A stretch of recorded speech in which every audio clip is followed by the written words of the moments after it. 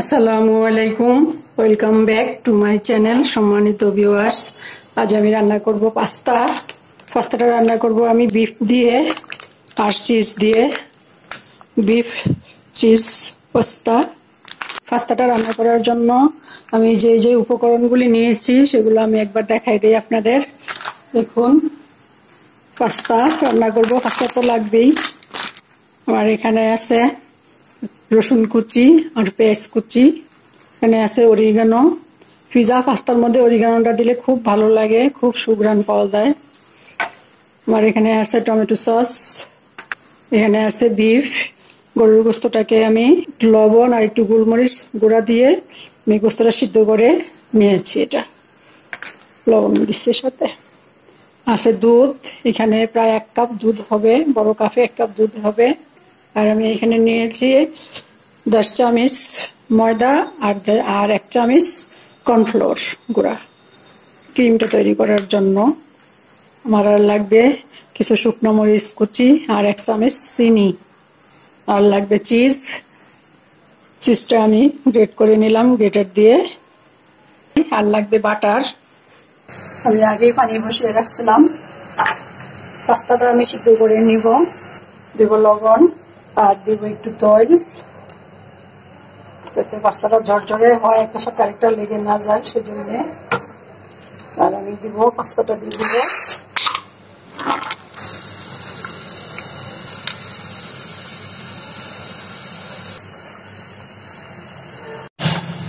আমার আর লাগবে বাটার।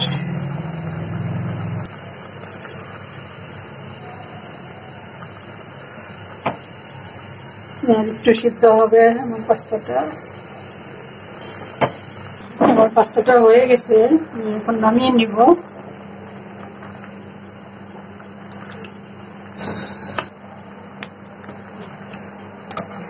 পাস্তাটা উঠে নিচ্ছি।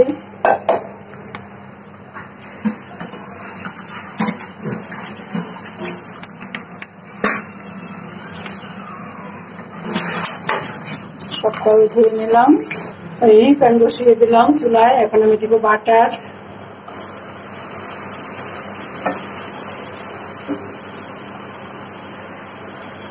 1 টেবিল চামচ পরিমাণ বাটার দিলাম। এখন আমি ময়দা আর কর্নফ্লোরটা দিয়ে দিব। ওখানে দিয়ে একটু ভেজে নিব বাটার দিয়ে।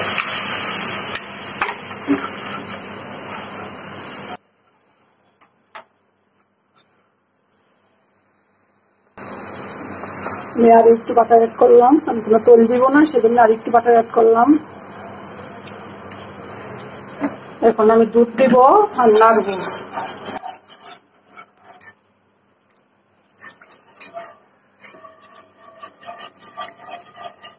তা না হলে আমার এটা তলা পেকে যেতে পারে, সেই জন্য দিব একটু চিনি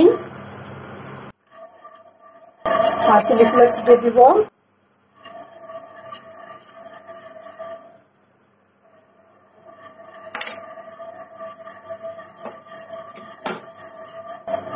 দিব 1 মুঠো চিজ।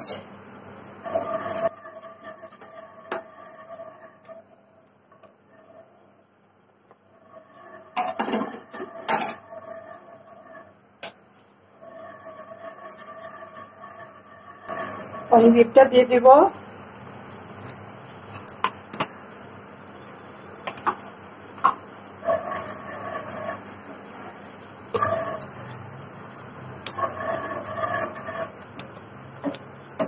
দিব 1/2 চামচ পরিমাণ অরিগানো।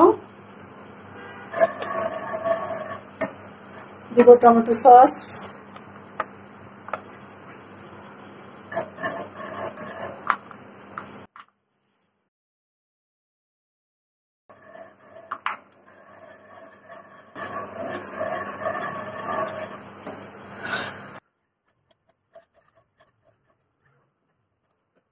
তৈল। এখন দিব রসুন কুচি আর পেঁয়াজ কুচি। আমি প্রথমে আলাদা করে সসটা তৈরি করে নিলাম। সবকিছু দিয়ে আমি সসটা তৈরি করে নিলাম। এখন আমি পেঁয়াজ আর রসুনের ফোড়ন দিয়ে পাস্তাটা একটু ভেজে নিব, তারপর ওইখানে মিলিয়ে দিব।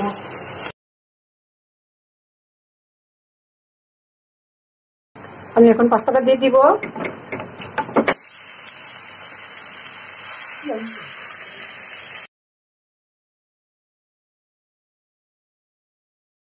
আমি এখন পাস্তাটা একটু ভেজে নিব।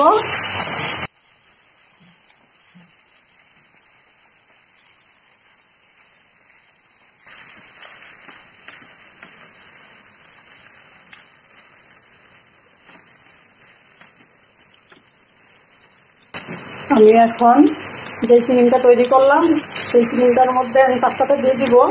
আমি এখন এই ক্রিমটার মধ্যে পাস্তাটা দিয়ে দিব। এখানে একটু গোলমরিচ গুঁড়া দিব আর দিব 1 চিমটি লবণ। বেশি লবণ দিব না, কারণ চিজের মধ্যে লবণ দেওয়া আছে। আমি এখন পাস্তাটা দিয়ে দিব।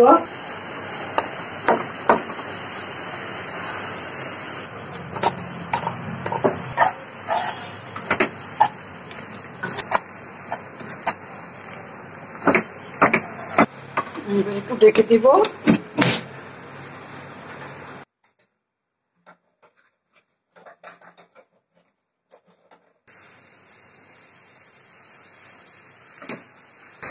আমি এখন উপরে আরো 1 মুঠ চিজ দিয়ে দিব।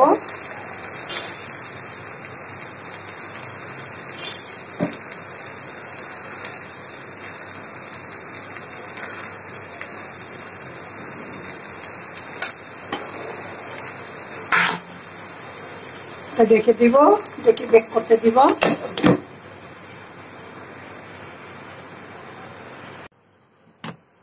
দেখি আমার পাস্তার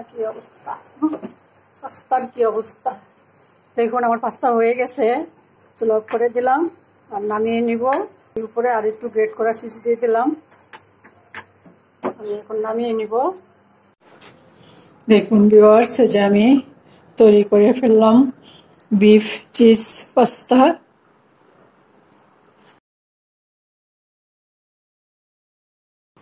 আমার আজকের ভিডিওটি যদি আপনাদের ভালো লাগে তাহলে প্লিজ একটা লাইক দিবেন, কমেন্ট করবেন, আপনাদের ফ্রেন্ডস অ্যান্ড ফ্যামিলির সাথে শেয়ার করবেন। আর যদি চান তাহলে আমার চ্যানেলটাকে সাবস্ক্রাইব করে রাখতে পারেন। আজ তাহলে এ পর্যন্তই। আল্লাহ পাক আমাদের সবাইকে সুস্থ রাখুন, ভালো রাখুন, আমিন। আল্লাহ হাফিজ। যে কোনো জিনিস আমার সাজিয়ে পরিবেশন করতে খুব ভালো লাগে, সেজন্য আমি আমার হাতের কাছে যা পাই তা দিয়ে একটু সাজানোর চেষ্টা করি, একটু ডেকোরেশন করার চেষ্টা করি। কয়েক পিস পাস্তা আর একটু চেরি ফল ছিল বাসায়, ওটা দিয়ে আমি একটু ডেকোরেশন করলাম, এই তো।